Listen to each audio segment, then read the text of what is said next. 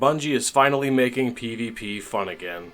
Last year, the previous game director of Destiny, Joe Blackburn, stepped down, and the man to take his place was none other than Tyson Green. If you don't know his name, he has been at Bungie for over 2 decades, and he was the multiplayer lead for Halo 3, the best Halo. So needless to say, we're in good hands.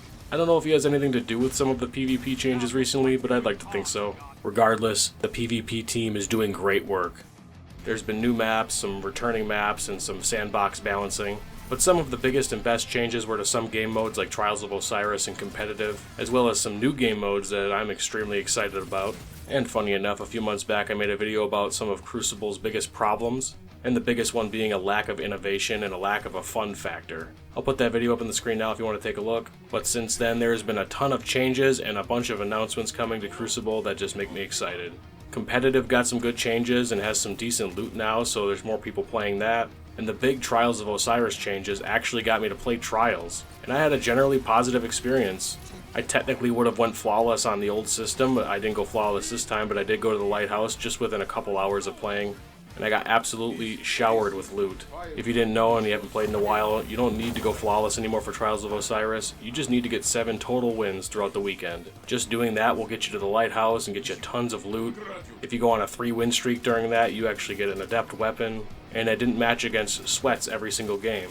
So there's more incentive to play it, so more people are playing it, which is only good for the population of Trials.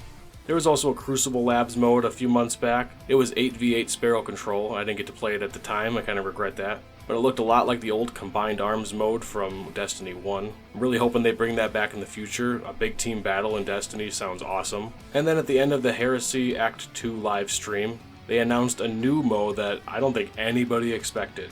It's called Heavy Metal. It's an interesting new PvP mode where you battle it out either fighting in a Drake tank or a Brig. This looks absolutely insane, and I am so excited for it. In my video about the Crucible's biggest problems, I said that the Crucible is boring and doesn't have any fun, innovative playlists.